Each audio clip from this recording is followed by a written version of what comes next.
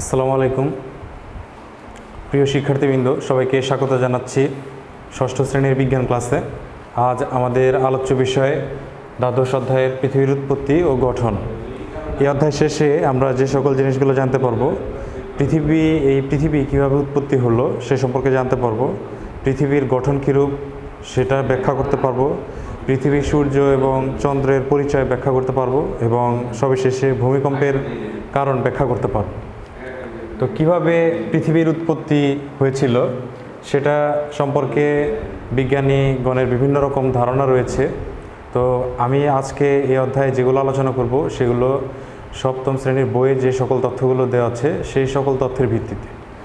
তো বিজ্ঞানীরা ধারণা করেছেন পৃথিবী, এই মহাবিশ্ব তথা পৃথিবী সহ এই মহাবিশ্ব একটি মহাবিস্ফোরণের মাধ্যমে সৃষ্টি হয়েছিল। আগে আমাদের এই পৃথিবী ছিল না, কোনো কিছুই ছিল না। ধারণা করা হয় একটি ভারী বস্তুকণা সেটি বিস্ফোরিত হয়, সেটি বিস্ফোরিত হয়ে ক্রমাগত চারদিকে ছড়িয়ে পড়তে থাকে। তো এইভাবে ক্রমান্বয়ে ওই বস্তুপিণ্ডটি বড় হতে থাকে এবং বিকশিত হতে হতে একসময় ওই ধূলিকণাগুলো এবং বস্তুকণাগুলো পরস্পরের সাথে একটি আরেকটির সাথে যুক্ত হতে থাকে। এভাবে যুক্ত হয়ে বিভিন্ন জ্যোতিষ্কমণ্ডলী গঠন করে, সূর্য, চন্দ্র, তারপর পৃথিবী, এগুলো ঠিক এভাবেই সৃষ্টি হয়েছে বলে ধারণা করা হয়।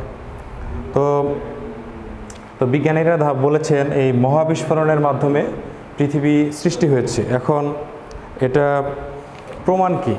এই মহাবিস্ফোরণ যে হয়েছিল এটা যদি প্রমাণ করতে বলে তাহলে সেক্ষেত্রে আমরা কি বলবো, কিভাবে সেটা প্রমাণ করব? তো বিজ্ঞানীরা গবেষণা করে দেখেছেন এই মহাবিশ্ব এখনও ক্রমান্বয়ে চারদিকে সম্প্রসারিত হচ্ছে। মহাকাশের গ্যালাক্সি, ছায়াপথ এবং তারাসমূহ একে অপরের কাছ থেকে দূরে সরে যাচ্ছে। এ থেকে বোঝা যায় যে পূর্বে কখনো হয়তো মহাবিস্ফোরণ হয়েছিল এবং সেখান থেকেই পৃথিবীর উৎপত্তি হয়েছে। তো আমাদের পৃথিবী, আমরা যদি মহাবিশ্বের কথা চিন্তা করি, মহাবিশ্ব, তাহলে এটা কি? মহাবিশ্ব কি এবং পৃথিবী কি? মহাবিশ্বের তুলনায় পৃথিবী অনেক ক্ষুদ্র। যেমন আমাদের পৃথিবী একটি গ্যালাক্সি বা ছায়াপথের মধ্যে অবস্থান করছে। তো এই গ্যালাক্সির নাম হচ্ছে মিল্কি ওয়ে। তো এই গ্যালাক্সি অনেক বড়। এখানে আমরা রাতের আকাশে তাকালে যে কোটি কোটি তারা দেখতে পাই, অনেক তারা দেখতে পাই। তো এগুলো সবই আমাদের এই গ্যালাক্সির অংশ।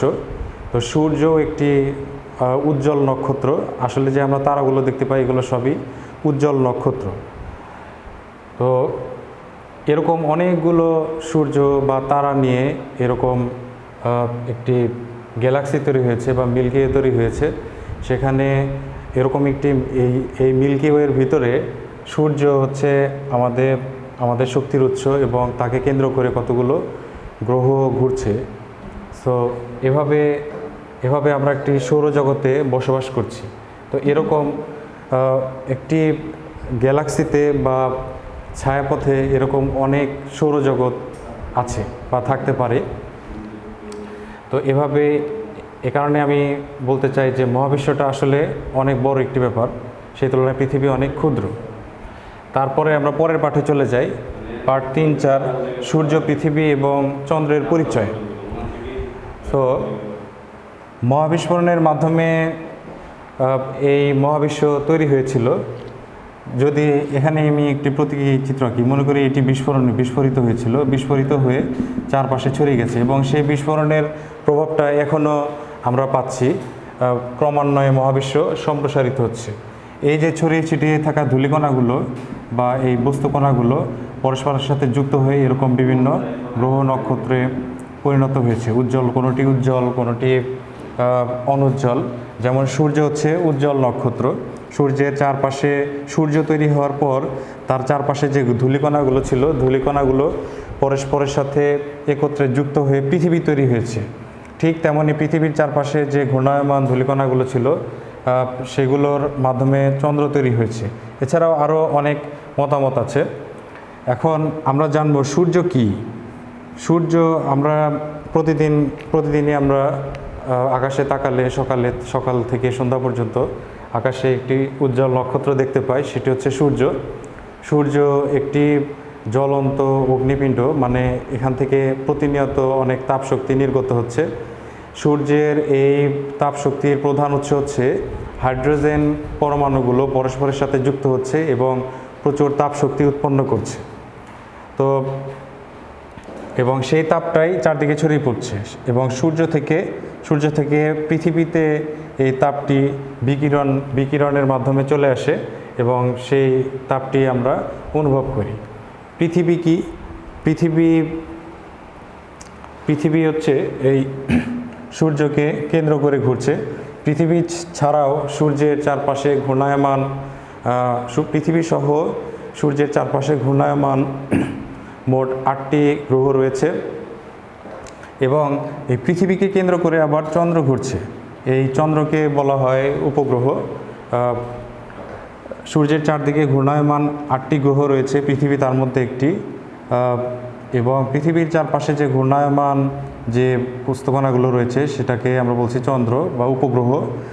সূর্যের চারদিকে ঘূর্ণায়মান বস্তুগুলোকে আমরা বলছি গ্রহ এবং এই গ্রহগুলোর চারপাশে ঘূর্ণায়মান বস্তুগুলোকে আমরা বলছি উপগ্রহ। চাঁদ হচ্ছে বা চন্দ্র বা চাঁদ হচ্ছে পৃথিবীর একমাত্র প্রাকৃতিক উপগ্রহ। তো এগুলোর যদি আকার বা আয়তন যদি আমরা কল্পনা করি যে কোনটি ছোট কোনটি বড়, তাহলে দেখা যাবে সূর্য পৃথিবী থেকে 13 লক্ষ গুণ বড় এবং পৃথিবী চাঁদের থেকে 50 গুণ বড়। তো এইভাবে আমরা জিনিসটা বলতে পারি। তোমাদের বইয়ে যেভাবে দেখা যাচ্ছে চাঁদ পৃথিবীর আয়তনের 50 ভাগের 1 ভাগ, অর্থাৎ পৃথিবীকে যদি আমরা 50 ভাগে ভাগ করি পৃথিবীর আয়তনকে, তাহলে তার 1 ভাগ হবে হচ্ছে চাঁদের আয়তন। তো চাঁদ পৃথিবীর চারপাশে ঘূর্ণায়মান অবস্থায় আছে। তো এটি তার একবার ঘূর্ণন সম্পন্ন করতে সময় লাগে 27 দিন 8 ঘন্টা। আর পৃথিবী সূর্যের চারপাশে ঘূর্ণায়মান অবস্থায় আছে। পৃথিবী সূর্যের চারপাশে একবার ঘূর্ণন সম্পন্ন করতে লাগে 1 বছর, অর্থাৎ 365 দিন। তো এই হলো সূর্য, পৃথিবী এবং চন্দ্রের সাধারণ পরিচয়। তারপরে এখানে একটি প্রবাহ চিত্র দেখতে পাচ্ছ। পৃথিবীতে জীবের উপযোগী পরিবেশের বিকাশ। মহাবিস্ফোরণের ফলে ধারণা করা হয় এই মহাবিশ্ব তৈরি হয়েছে এবং তার সাথে সূর্য, পৃথিবী তথা আমাদের এই সৌরজগৎ তৈরি হয়েছে। তো এই সৌরজগৎটি আমাদের বসবাসের জন্য উপযোগী, অর্থাৎ পৃথিবী আমাদের বসবাসের জন্য উপযোগী। পৃথিবী কিভাবে জীবের বসবাসের জন্য তথা আমাদের বসবাসের জন্য উপযোগী হয়েছে সেটা আমরা এই সংক্ষেপে এই 3টি প্রবাহ চিত্র দেখলে কিছুটা ধারণা নিতে পারবো। প্রথম পয়েন্টটা দেখা যাচ্ছে ধূলিকণা একত্রিত হয়ে পৃথিবী সৃষ্টি। তো মহাবিস্ফোরণের পর উজ্জ্বল নক্ষত্র সূর্য তৈরি হওয়ার পর সূর্যের চারপাশে ঘূর্ণায়মান বস্তুকণা বা ধূলিকণা পরস্পরের সাথে একত্রিত হয়ে পৃথিবী সৃষ্টি হয়েছে। যখন পৃথিবীটি সৃষ্টি হয়েছিল তখন ধারণা করা হয় এটি অনেক উত্তপ্ত অবস্থায় ছিল। তো তার পরবর্তীতে এটি ধীরে ধীরে ঘূর্ণায়মান অবস্থায় ঠান্ডা হতে থাকে এবং ঠান্ডা হয়ে ওই যে বস্তুকণাগুলো দিয়ে পৃথিবী গঠিত হয়েছিল তার মধ্যে ভারী বস্তুকণাগুলো পৃথিবীর কেন্দ্রের দিকে চলে যায় এবং অপেক্ষাকৃত হালকা বস্তুকণাগুলো পৃথিবীর উপরের পৃষ্ঠে চলে আসে। তো এভাবে উপরের পৃষ্ঠে যে হালকা কণাগুলো চলে আসে সেগুলো নিয়ে বায়ুমণ্ডল গঠিত হয়, জলীয় বাষ্প, যেখানে বায়ুমণ্ডলে যেখানে আমরা দেখতে পাই হাইড্রোজেন, অক্সিজেন, নাইট্রোজেন ইত্যাদি গ্যাসীয় পদার্থ থাকে এবং তরল পানি সৃষ্টি হয়। বায়ুমণ্ডলের উপরে যে ভূপৃষ্ঠে তরল পানিগুলো জমা হতে থাকে এবং বায়ুমণ্ডলে জলীয় বাষ্পগুলো জমা হতে থাকে। তারপরের স্টেপ হচ্ছে বায়ুমণ্ডলে অক্সিজেন এবং নাইট্রোজেনের পরিমাণ বৃদ্ধি।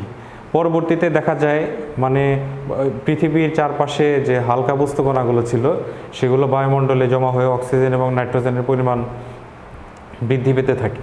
তো নাইট্রোজেনের পরিমাণ বৃদ্ধি পেতে থাকে। নাইট্রোজেন খুবই গুরুত্বপূর্ণ একটি গ্যাস বা গুরুত্বপূর্ণ একটি মৌল, যেটার কারণেই যে এটা নাইট্রোজেনের উপস্থিতির কারণেই জীব সহজে বৃদ্ধি পায় বা অনেক জৈব রাসায়নিক প্রক্রিয়া বা অনেক জৈব যৌগ এই নাইট্রোজেনের মাধ্যমেও গঠিত হয়। তারপর আমরা চলে যাব পার্ট 5-এ, আমাদের বাসভূমি পৃথিবীর গঠন। আমাদের বাসভূমি পৃথিবীর গঠন। তো প্রথমে আমরা আসব বায়ুমণ্ডলের গঠন। আমরা যদি পৃথিবী চিন্তা করি, এটি যদি একটি পৃথিবী হয়, পৃথিবীর চারপাশে পৃথিবীর বাইরে যে বায়ুর যে স্তর থাকে সেটাকে আমরা বলবো বায়ুমণ্ডল। তো তোমাদের বই অনুযায়ী এখানে চারপাশে আমি একটি বায়ুমণ্ডল আঁকলাম, একটি বায়ুর স্তর আঁকলাম। তো প্রথমে এই স্তরটিকে বলা হয় ট্রপোস্ফিয়ার। ট্রপোস্ফিয়ার ভূমণ্ডল থেকে 11 কিলোমিটার পর্যন্ত বিস্তৃত, তার মানে এখান থেকে এই পর্যন্ত 11 কিলোমিটার।